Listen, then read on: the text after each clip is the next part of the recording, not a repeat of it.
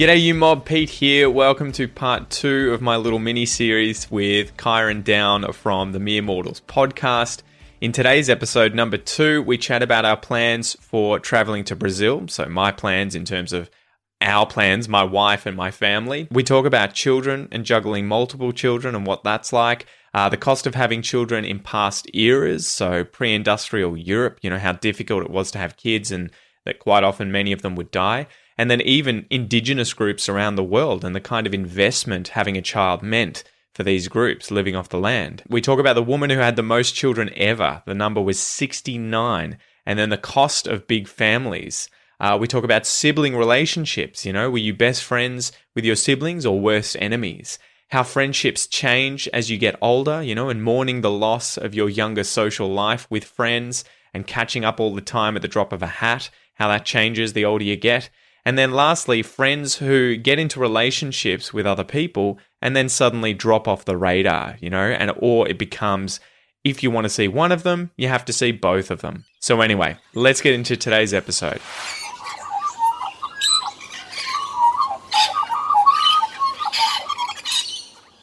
Do you have any plans to travel? What are your thoughts on with the COVID situation and trying to get to Brazil? Because I know I imagine you'd love to get there. Yeah, I'm not too phased. I'd like to go. I'd like to have the money to go. I'm more worried, I guess, about the price of trying to get there at the moment because I don't know what flights are. I assume they're just fuck off expensive, ridiculous, right? Because, I'd have to look into it. But yeah, my wife definitely wants to go. I don't think she's seen her family in 6 years. So it's been quite a while. We were planning to go back after, 4 years. So it would have been 2019. But for obvious reasons, didn't make it back. Yeah, definitely. Yeah, it's so many people I know have made serious life decisions of like backpackers and people who are sort of just flying into Australia. I know I seem to just congregate around sort of backpacker type people. Maybe it's like the Calisthenic Park. I think I meet a lot of them there, and so many of them were like, "Oh yeah, I arrived 3 days after COVID happened." Like 3 days before the borders closed, and then it was like, I should probably stay here because it's maybe a bit better than being in France. Or now I'm Brazil, married with 3 children and have a full-time job in Australia. yeah. So quite a few people have had some serious life changes, or decisions as well as related to should I stay, should I go? Yeah. Wow, we smashed out our second child in 2020 because we couldn't get back to Brazil. And so we were like, we had that ultimatum of if we were going to go back to Brazil, we were going to wait a bit longer because I didn't really want to travel whilst Kel was pregnant or with a very, very young baby. But then COVID happened and I'm like, all right, so this is probably going to be a year or two of dicking around before we can get back to Brazil. So we might as well, we were planning on having a second one. We might as well just smash it out now. But good God, has that had some ups and downs with it, just how difficult it is to have two children and to especially our second one that seems just like endlessly neurotic and needy and just on you constantly. Like her beautiful smile kind of redeems her a lot of the time, but sometimes you're just like, I can see how indigenous people and hunter collectors just left babies. They were just like, this is too hard. I always have that sort of thought now with children. I'm like, fuck me, how much we're battling with this in the 21st century. I can't imagine, let alone 100 years ago. What was it like for indigenous people anywhere in the world having to deal with a baby that had been born? It would be such a fucking huge investment, and it would be something that would affect the entire group, right? Like this is suddenly something that's waking everyone up, that is everyone's responsibility, that if we don't take care of this child, we won't have another member in the group to help take care of the group. So we have to take care of the baby. But imagine too, having twins, you would just be like, fucking come on. Like I have a small tribe of 10 people in the Australian outback and I happen to be pregnant with twins. Have you seen that lady who's had the most babies on record? I think she had 29, right? Or something crazy. Yeah. I'll bring it up right now because I was looking this up the other day. Holy shit, 27 births. and yeah, and it's just like she was basically pregnant for sort of like 30 to 40 years straight. Holy crap. Wait, what? So Valentina Vasilyev and her husband Fedor Vasilyev are alleged to hold the record for the most children a couple has produced. She gave birth to a total of 69 children, 16 pairs of twins, 7 pairs of triplets, and 4 sets of quadruplets between 1725 and 1765. Fuck me. So she had 69 children from 27 births. How ridiculous is that? I think I may have lost him. Oh, he's back. Apologies, man. That's my end. Yep. All good. Yeah. So I was saying this woman apparently gave birth only or had 27 birthing sort of events, but had 69 children. Yeah. So, holy shit. In the years 1725 to 1765 or something, like over a 40-year period. And in the 1700s, there's no hospital. This is like you do it on the farm. Yeah. And you know what the best bit of this? This dude, I think, had 4 wives as well. So he didn't have 69 children. He had a couple more than that. I wonder how many actually survived, because surely out of 69, they would have to. They would have had to have. A lot of them. Especially with that many twins, quickly. Right? Like if you've got quadruplets or triplets, right? There's going to be some serious issues with the potential needs that they're going to have. I can't believe she gave birth to quadruplets. 4 sets of quadruplets. She just and naturally gave birth to them. Like like what's this is one where it's like you start to question Wikipedia. It's like, was there something else going on there? Was there a bunch of other peasants in the land who just had kids they didn't want, and so would sort of like, here you go, here's some extra kids, and holy crap. But have a look at this. This came up underneath. World's most fertile woman had 44 kids by 36. Wow. She's raising them alone. Wow. So Miriam Nabatanzi from Uganda has a rare medical condition and had 25 children by the time she was 23. Holy crap, dude. Holy shit. That's where it starts to like get tinged with sadness, because she would have been having kids when she was 14 or 15 12. Or something like that. She got married at 12 to her 40-year-old husband. Yeah. Jesus. That leaves a bit of a bad taste in the mouth. I just love how the Guinness World Records, it's the most prolific mother ever. That's the record. Have you seen the documentary of the woman in Britain? That's like, I think it's like 21 and counting. There's a whole bunch of them. There's like 19 and counting, 20 and counting, 21 and counting. I've heard of them. I've never personally bothered to investigate into it. It makes me wonder if I should bother talking about it. But yeah, it blew me away. When we were having our first, we were watching all these docos, and especially the One Every Minute, which is really interesting because it's like following the stories of people who are pregnant and having their first child, and you get to see them go from start to finish and hear a bit about their backstory. It's from Britain. It's really interesting. So if you guys are thinking of, you listeners having children, check that out. You'll learn a lot of vocab, and you get to see all the births and everything, what can go wrong, what goes right. But there was one woman we found in this series of docos who was just, I think it's called Britain's Biggest Family, and they have all these different docos because they followed them multiple times. But she started having children, I think, in her teens, and I think she's, at least according to her, had her last at 40, 41, and she was having one a year.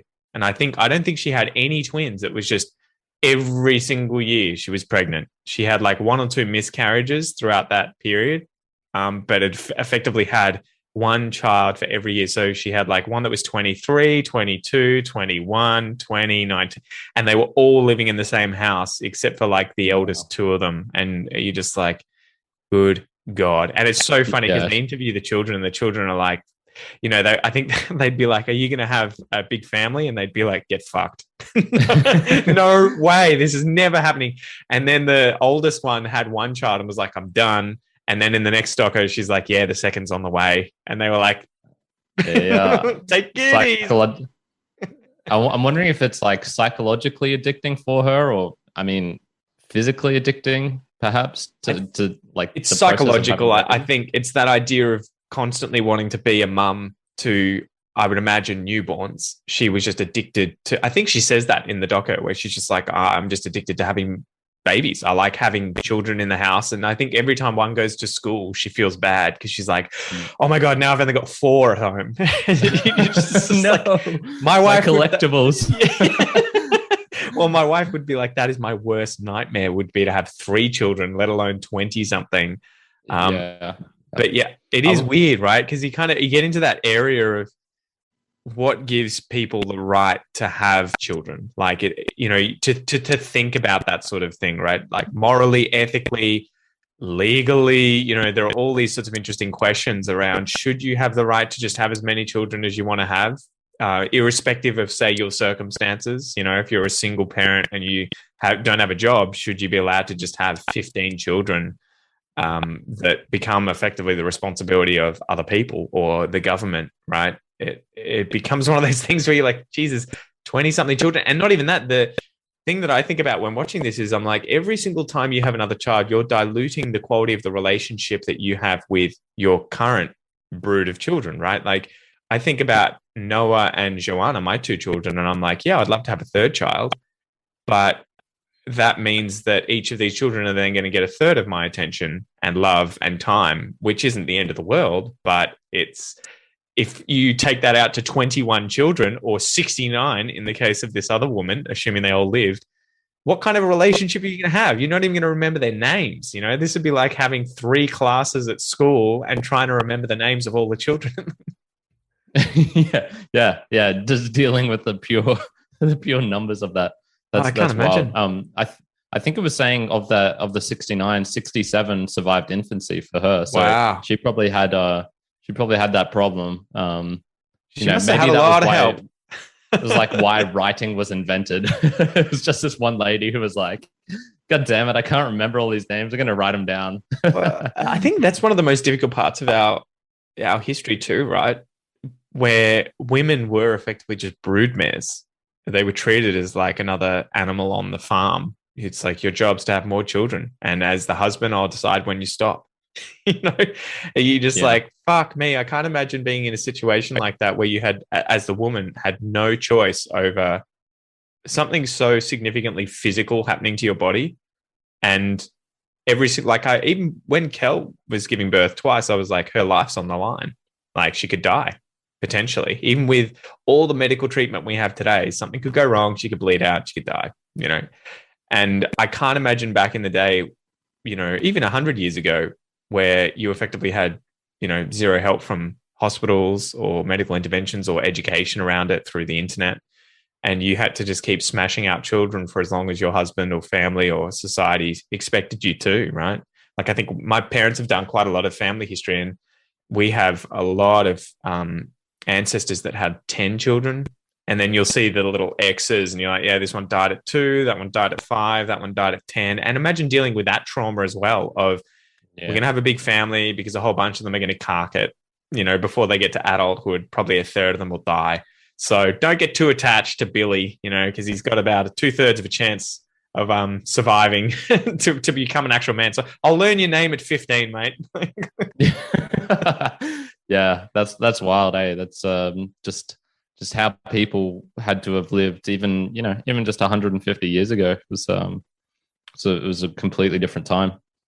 I know. I was going to ask you, one of the things that was sort of, I guess, unique between me and my brother was our age difference was about 6 years. It was like 5 3/4 or something. And so I was chatting with my dad the other night and my brother, and we were like, yeah, we never really fought. Like, we were always really, aside from like small niggling things, we were always like really, really tight, really good friends. Mm-hmm. And dad was just saying, yeah, pretty much that's probably due to the age difference. Like, I was always way bigger than him from the get-go. Like, there was no competition for friends, no competition for, resources or things like that, if you want to put it that way.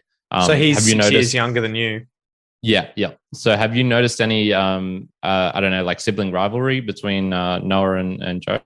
Yeah, it started to come out I think Noah's, I don't know. It's hard though, because I would imagine to your personality, I don't know what your brother's like, but you're probably both pretty agreeable and nice and Yeah, social. he's yeah. And so it is one of those tough things. Like my sister and I hated each other from a very young age until Yeah. probably about 5 or 10 years ago when we were, both adults having our own families and just got over it. And wow, we sort of had a heart to heart and just got it past us. But we were 21 months different and hated each other, both probably because of our personalities. My sister's very independent and I'm sort of a little, I don't know, niggly and annoying, at least as a child. Probably still am to some extent. But my dad and his sister were about the same difference, maybe even less than that. They may have been only a year different, and they were as thick as thieves, the best of friends. Yeah, okay. Yeah. So I don't know what's going to happen with my kids, to be honest. Noah's at the stage of the terrible twos where he's just always fucking crying and having tantrums about the smallest things. And you're just like, mate, I'm going to leave you in the forest. Like, I'm going to make sure the birds eat the crumbs and you find the witch's gingerbread house and you're on your own. A gentle reminder every now and then of this could happen. I know, no, but he's at that stage of just everything is mine. And if you don't do what I want you to do, I'm going to have a tantrum.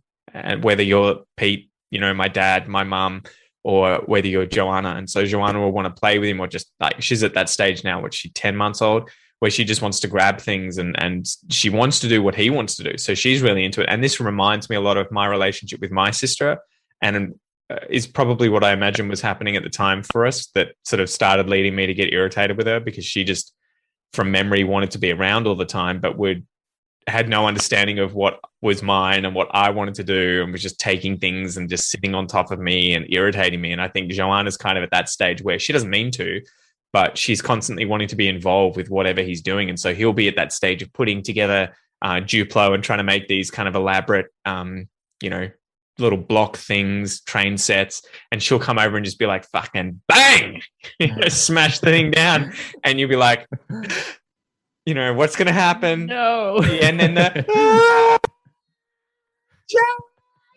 and you'll be like, oh, Joey, oh, Noah, me. Here we go again, another 10 minutes of, inconsolable crying from Noah. It's like, mate, it's okay. She just wants to play. So I have no idea how it's going to go. It'll be interesting to watch. Hopefully they end up good friends. I wouldn't want them to have the relationship I had with my sister when I was a kid, because it was very taking on one another all the time, competing for attention, irritating one another. So I hope they don't have that, because it probably also is pretty stressful for the parents. I feel bad. Mum and dad listening to this, I'm sorry.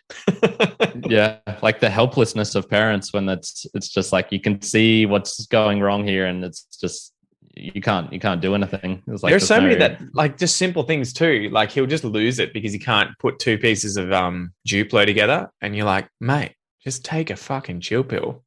But it's like, and I remember, I think I've said this before on the podcast, the way that they cry when they have those tantrums, it's like someone has killed their wife in front of them. Like, I can't imagine. The only thing that you could probably do would be to kill my family member in front of me, to have me have that physical response of absolute, like, devastation. And to just lose it physically. I can't imagine. I can't remember the last time I was ever crying and was doing the where you can't even get a breath in, Yeah. And he'll do that because an ad comes up on YouTube if he's watching a truck show or something, and it suddenly stops, and he'll just be like, like, good God, man, like, just breathe, Noah, breathe, So I think that's appropriate, man. I hate ads that much that I'm almost at that level. Just rage quit. Well, and dealing with the violence too, it's starting to come out. I got that a lot from listening to Jordan Peterson, where he was like saying, I think 2 to 4 year olds are the most violent demographic. And Noah at the moment will just get angry about something and want to slap you. He won't, he doesn't realize, but I guess he's just like full of frustration and I don't know if it's hormones or just, these sentiments where he's just like, wants to get the rage out. And so he'll be pissed about something, and you'll walk past and he'll just slap your leg or something, and you'll be like, dude, no, you can't do that. Yeah, you can't just hit someone because you're angry. I want to all the time, but you have to refrain. Yeah, man. Yeah. Jeez. I think Uh, it's funny you were saying about like the what was the documentary called? One Every Minute or something like that. That's the series that's all about childbirth. The doco about the woman though is like 21 and growing. Yeah. Yeah, yeah. But it's just, it's such a life-changing event for you and for anyone, I guess. I imagine there's some people it's like, oh, I just had a kid, whatever. But it's like so life-changing for you, but then it's just everyone's doing it all the time. Like everyone goes through it. I find that really fascinating. Well, it was interesting. We were sort of some of the first in our friendship group to start having kids, which was kind of a gift and a curse because you get to pave the way. And so you get to be the kind of people who know, what it's like. You've had the experience. So you can, you've got that I did it first and I'll help out all my friends kind of situation happening. But then at the same time, whilst it's happening, everyone just thinks you're overreacting. So you'll just be I haven't slept in 3 months, and they'll be like, well, that you're just saying that, but like really, you've had little sleep, so it's probably been fine. You're like, mate, shut the fuck up. You do not know what you're talking about. And then they have kids, and you're like, how's the sleep going, champ? So you get a bit of that Schadenfreude, right? Enjoying other people's pain, but. It is interesting. It is one of these things though that is so hard because you kind of have this, everyone has their preconceived ideas of what it's like to have kids, and I think too you focus a lot on what's going to be good about it. Like, oh, fuck, I can't wait to have a little tacker, a little version of me running around, at knee height, and you just have no real understanding of what it's going to be like and how your life's actually going to change until it happens. And unfortunately, there's no way of kind of just testing it.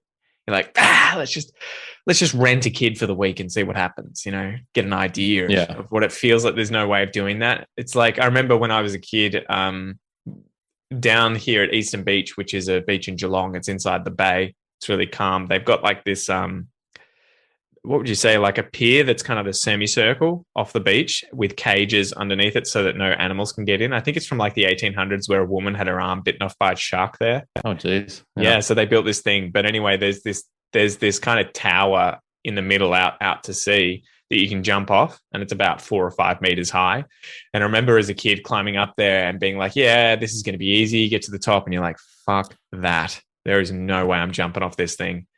And you don't have, until you do it, you have no real understanding of what it's like, but you have to kind of take that jump, and there's no going back after you've done it. And so it felt like that with kids to some extent, where you've got this idea of jumping off the thing into the water is going to be so much fun, but you're at the top looking at it and you're like, this looks fucked.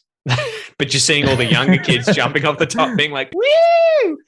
And then, and then you do it for the first time and you're like, okay, now I know what it's like. It's fine. I understand it, until you do a belly flop, right? And you end up in hospital.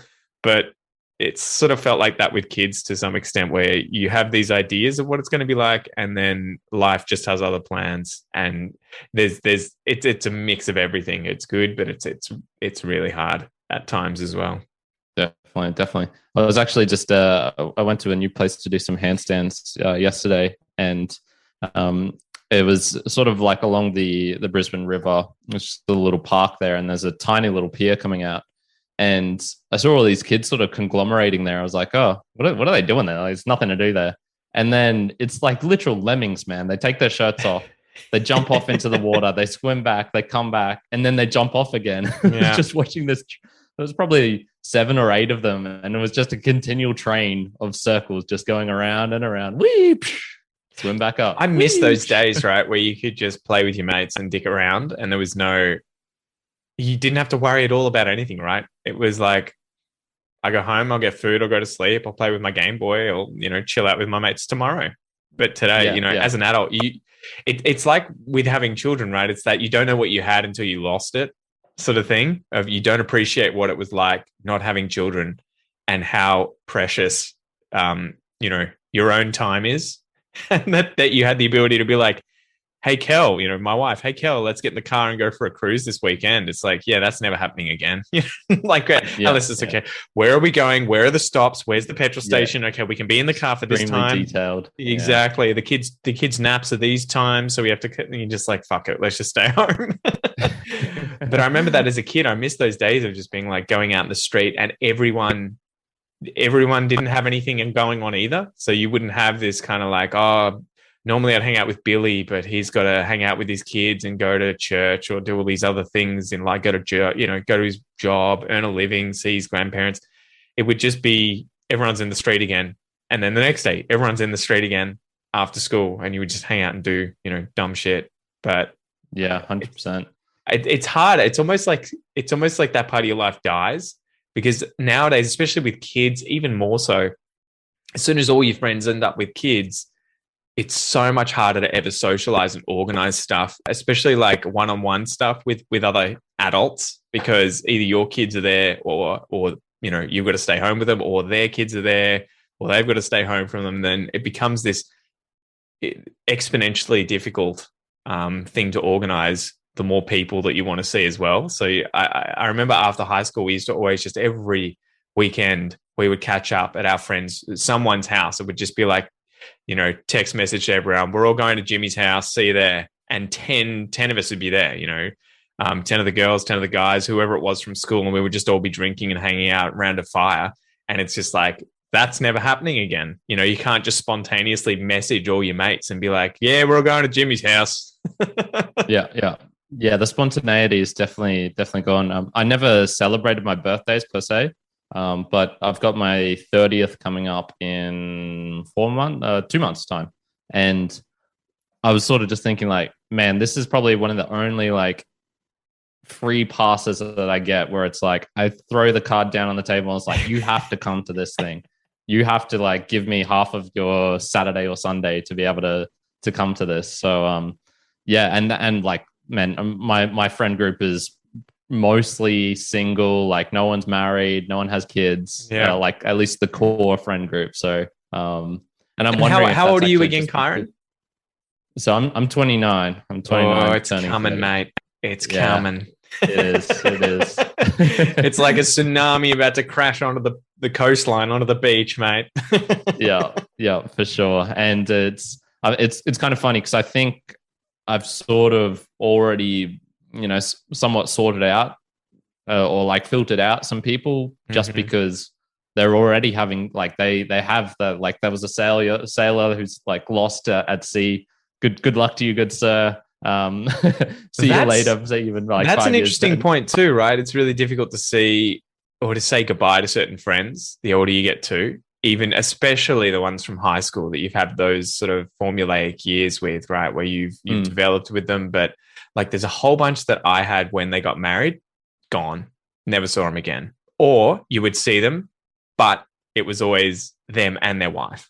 It was never like I have one at the moment, and it's almost a joke amongst the group of all of us who are friends with him. It's no longer him. He doesn't exist anymore. It's him and his wife. They are now a single unit. And if you want to see one of them, they will both be there. There is never, I don't think they ever do anything on their own. Like they probably go to the toilet together. They, like it's everything is done. And it is so sad. It's almost like this, you end up mourning this person who used to exist, where you could be like, oh yeah, we would go and just, go to the races or go and do this, go and do that. And then it's weird that I don't know what it's like from a woman's perspective on this sort of thing when a guy comes into the picture for girlfriends. But with guys, it is interesting where some won't change at all. And I think you'll have others where it's like me, where I'm like, I've had to just, adapt, but I still find it very important to balance things and make time for myself and for my own friends. And I encourage my wife to do the same. I'm like, you need to have your own identity. It shouldn't be subsumed into what we are. We can have our own identity at home and then, and outside. But also I want you to have your own friends, your own life outside of things, where you can come home and then tell me new shit that I wasn't there to experience because I was following you around like a shadow, right? So yeah.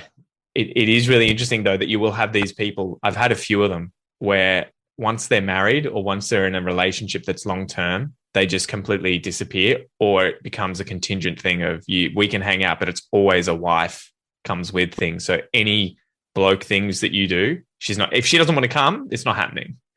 And so it is weird. Yeah. It's almost like she gets like a little purse and he puts his testicles in there and she closes it and she's just like, I am the keeper, Yeah. Yeah. I've got a couple of friends like that. And then there's also the ones where you can see that's sort of what the girlfriend or wife wants to do. but he'll still just be like, no, I'm going out. Like, exactly. And that's what you have to, I think I try and encourage them to be that sort of thing, obviously within a respectful kind of framework, right? You got to work together with your partner. You shouldn't be at odds, but at the same time, it's unhealthy, I think, for you to just never have your own life ever again. Even if it's like once a month. We were trying to organize just going out once a month with all the guys to get a palmy and a beer or something. And again, it was like, I remember chatting to him in the group and being like, hey, do you want to come? Like, tag, are you going to come? Yeah. And he sent a photo beneath that was just like, my garden's doing really well, guys. Have you checked it out lately? And you're like, mate, like, what? Like, you just totally blew me off. Like, everyone just saw that you just totally ignored the question. Nice. Well, I had, like, last night, just had a friend around who came up from Canberra, and it was just sort of like, hey, come over. Hey, we'll go out and grab a drink or something. That's pretty spontaneous nice. From Canberra. Yeah. Well, yeah, he's, I guess, like, he sort of had been stuck there for a while, and his family friend group, most of us are all from Brisbane. So when he comes up, it's sort of like he'll come up with his girlfriend for, she'll be here for 6 days and he'll be here for like 14 days. And so he's just got tons of time. Jeez, that's a 12-hour drive. Yeah, no, they flew up. Okay. So. I was gonna say that's Australia's too big, man. Too big for crap like that. Unless you really love driving, which is I don't know. That's certainly not me. I've done the Mackay to Brisbane drive 4 times, I think, and half a time was enough. Man, I've done Melbourne to Bundaberg, and that was 3 days, but it was good fun. Yeah. But yeah, it becomes one of those things, especially with kids now. It's just like, yeah. But then you've got to deal with the whole renting a car and having to deal with that on the other end. So it's a tough one. Definitely.